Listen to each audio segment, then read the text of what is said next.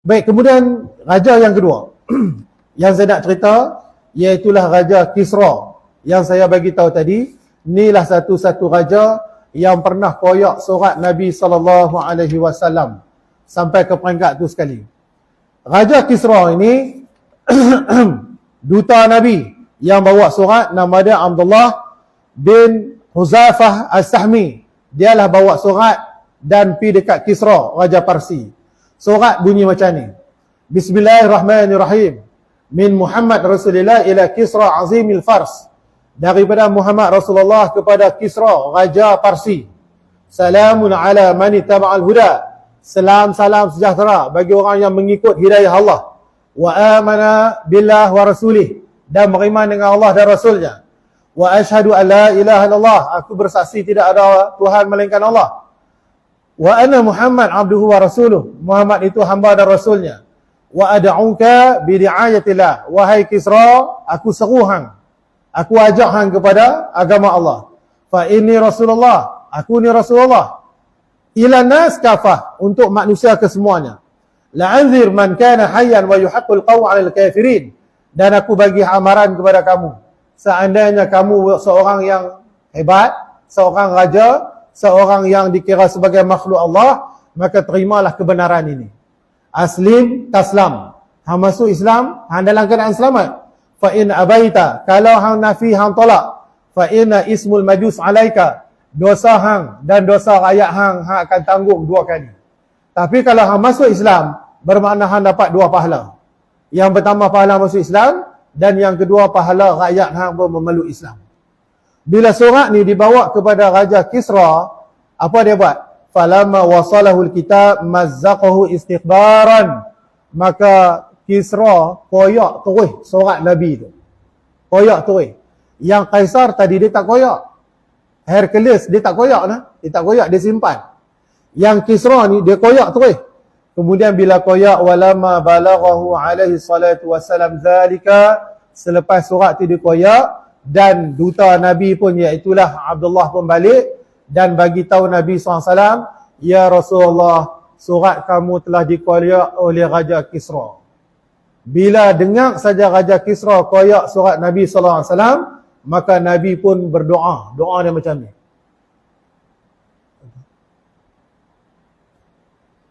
Tak apa, pakai syarikat pun.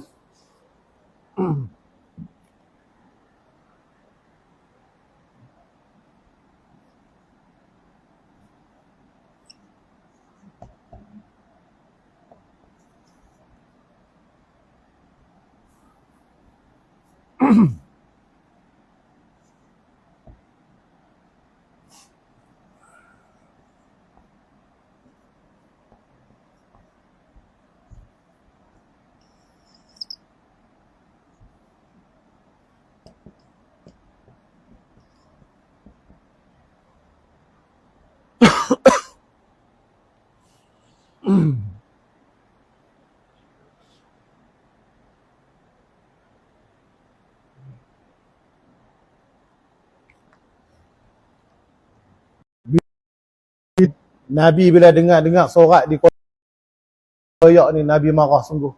Nabi terus berdoa. Mazzaqallahu milkahu kulla mumazzaqin. Ya Allah, engkau koyaklah kerajaan Kisra ini. Sebagaimana surat yang pernah aku hantar pun meninggal, mati. Bila Kisra mati, anak tu naik jadi hantar kepada 4 raja ni. 3 kerajaan hebat-hebat, kemudian pergi cari manusia yang bernama Muhammad ini, orang Hijaz ini, dan tangkap dia, bawa balik kepada Raja Kisra. Raja Kisra, orang yang paling dahsyat, paling teruk sekali. Alasan dia iaitulah kata Kisra bila dia baca surat tu, dia kata aku nak orang ini supaya ditangkap. Sebab dalam surat tu dia letak nama dia dulu dan nama aku di belakang. Cuba tengok surat Nabi. Nabi kata tulis apa? Bismillahirrahmanirrahim. Min Muhammad ila Kisra Azim Farsi. Daripada Muhammad Rasulullah kepada Kisra. Bila Maharaja Kisra baca surat ni, dia kata surat ni dah tak kena dah. Dah nampak dah ada manusia yang cuba cabar aku, iaitulah Muhammad. Sebab apa? Macam mana dia boleh letak nama dia di depan, nama aku di belakang? Maka atas dasar inilah dia buru cari Nabi SAW, disebabkan Nabi letak nama dia depan, nama Kisra di belakang. Kisra kata sepatutnya nama aku di depan, nama dia di belakang. Ada manusia yang lok-lak korang ajak ni. Maka sebab itulah dia arahkan Bazan ini, yang merupakan gubernur di Yaman, supaya pergi ke Madinah cari manusia yang bernama Muhammad ini. Dan memang dia bawa semua orang, dan dia tak pergi, dia bawa orang, hantar orang dia. Bila sampai saja di sana, maka Nabi pun tanya, sebab apa mai jumpa aku, menghadap aku? Dan mereka beritahu, dia kata sebenarnya kami diarah oleh Bazan untuk bagi amaran ataupun tangkap Nabi SAW. Atas dasar apa? Lalu Nabi beritahu, sebenarnya aku nak beritahu hampa, raja hampa tu telah pun meninggal, telah pun mati. Jadi 2 kalilah mereka ni marah kat Nabi. Yang pertama, Nabi pernah berdoa. Dan yang kedua, Nabi letak nama di depan. Yang ketiga ni pula, Nabi kata, raja hampa mati dah. Raja hampa yang bernama Kisra tu, yang ada di Parsi tu mati dah. Anak dia yang bunuh. Ni hak 2 orang mai jumpa Nabi ni, tak tahu pola ekor ni. Kemudian mereka pun balik nak minta kepastian. Mereka balik cari Bazan. Dan bila sampai saja di sana, maka Bazan kata, memang betul, raja kita Kisra telah pun mati.